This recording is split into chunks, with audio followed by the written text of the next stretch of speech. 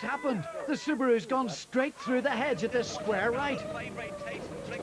From inside the Emo Subaru, we can see that Morris has no chance of making the right-hander. Despite the impact, the Subaru isn't extensively damaged, but the front wheel is jammed hard in the arch, and it looks all over for the Armagh crew.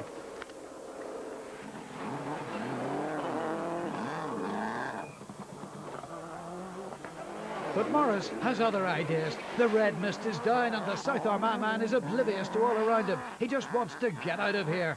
But I'm afraid the souvenirs will be all that's left from the Pedro Subaru in this Donegal rally. Morris, I hate to say it, the curse of the RPM interview. For sure, no, we're coming down to 5 right there in gravel and got caught out, probably with cold tyres on it. Put her in the field. Here endeth the rally? Here endeth the rally. Get fixed for next one.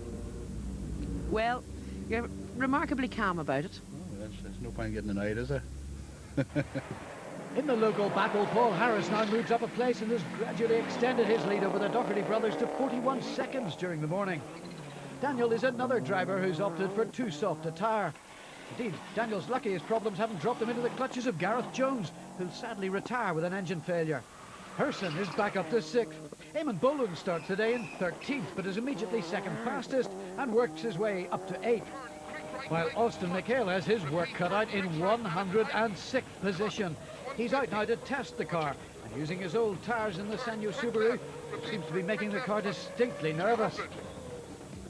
Back in Milford's service after the first 4 morning tests, Andrew Nesbitt has a 33-second advantage as the cars are prepared for the afternoon push. Both Derek McGarity and Eugene Donnelly will need some serious go-go juice if they're to challenge Andrew as a big afternoon's rallying lies ahead. The Shell Donegal International Rally now moves into territory which it's revered for. A Fanad loop including Fanad Head and the classic Knockalla Mountain Test, which overlooks Loch Swilly. There can be few more memorable rally experiences in the world than to witness the high-speed action on a sunny day on the Knockalla Coast Road in June. Back to Fanad, and Andrew's tactic is clearly to increase that gap, as this shows. Treble jump 20, and it'll stop right 8, right 14 before fence. Rocks hairpin from left, before, watch, right 24. The aggression pays off as the Armagh Ace is 6 seconds faster than anyone in this test. But now it's on to Knockalla, and this is the real one to get fastest time of the day on. When it comes to bravery, Andrew is never lacking. But this is a real white-knuckle ride.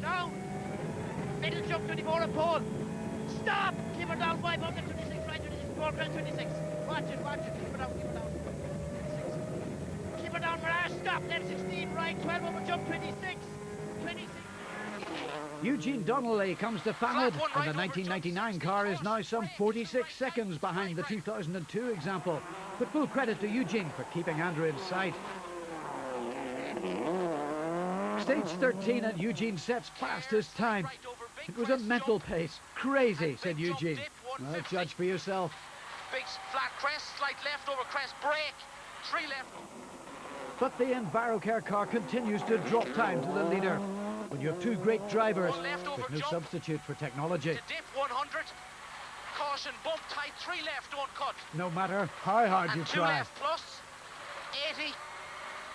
Derek also beat Andrew on stage 13, but that was the only stage on the Fanad Peninsula in which the yellow S8 was ahead of the white one. Here's one of the real heroes of the event. Paul Harris is listed in 4th. Amazing. But remember, Boland's protest is still being considered. This weekend we've seen the real Pater Herson again. He's 3rd fastest on 13. The Warren Point driver is now just 18 seconds behind Harris. It's not so good for Daniel Doherty. The Carndona driver had been 5th, but this costly spin coming up drops him behind Herson's similar vintage Impreza. Eamon Boland is listed in 7th. It could be 4th if his protest is successful. Alan Nesbitt has been off on Knockalla, distracted by a broken exhaust. Following son Gary's retirement, Glynn is now the remaining member of the Jones clan in action. Kevin Lynch has lost over a minute with a spin. That put Sean Devine ahead, but he also lost a minute with a puncture. Glenn Allen now has his WRC Ford Escort up into 12th place.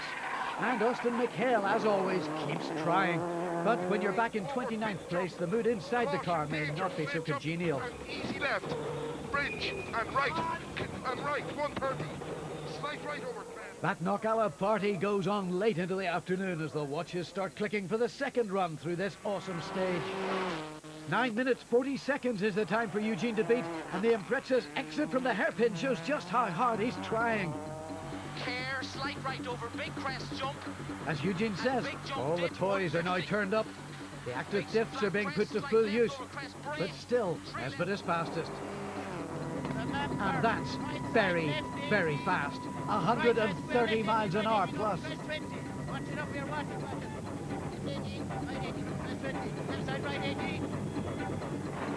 By Saturday night, the Cuisine de France car is almost a minute ahead. But the race, as Andrew would say, is far from over, as Derek is just 20 seconds back in third, and Eamon is now fourth, thanks to his corrected times. Atlantic Drive and Glen, like Knockalla, are definitely in the Donegal book of classic stages. Glen Village is the real crowd trap, and even the introduction of a chicane hasn't spoilt the show. We're on the way to Glen right now with Andrew.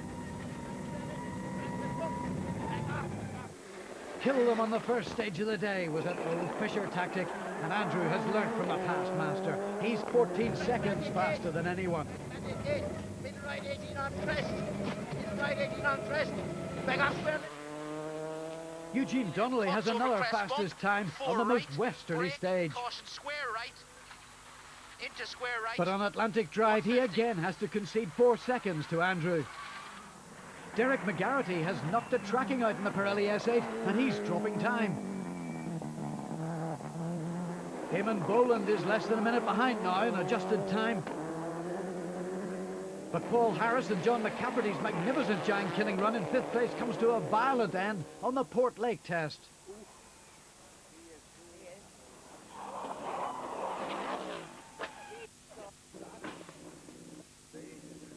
Go, give help. There's a frightening wait, but the safety structures have again protected the occupants.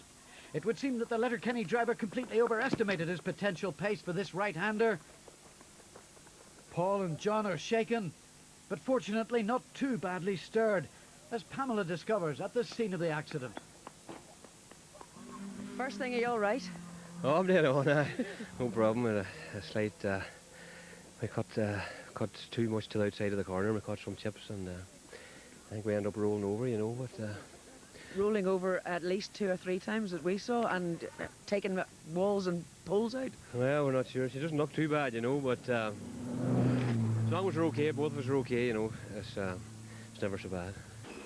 But the drama of the day isn't over yet. Austin McHale and Brian Murphy end their miserable weekend in the Northwest on the Atlantic Drive stage. Again, thankfully, there are no personal injuries, but the stage is stopped. Glyn Jones also ditches on Atlantic Drive, but he'll retire on Port Lake too, so there are no prizes for the Jones family this weekend. Sean Devine's birthday treat is spoiled by a costly puncture on Glen. So Kevin Lynch and Martin McNichol make it into the top 10, a great result for the WRC novice. Glenn Allen and John Gallagher in 9th, even with rear anti-roll bar problems towards the end. Daniel and Michael Docherty have to settle for 6th at the end of 3 hard days. Hatter Herson and Jim Porter are the men to watch in the closing stages, posting 2 fastest times in the final day. They finished 5th in the Stan Harper prepared Hills-backed Impreza. Eamon Boland and Damien Morrissey bagged some useful tarmac points, bringing their total to 26. Derek McGarity and Dermot O'Gorman's 3rd place this weekend means that Derek still leads the Toshiba tarmac standings.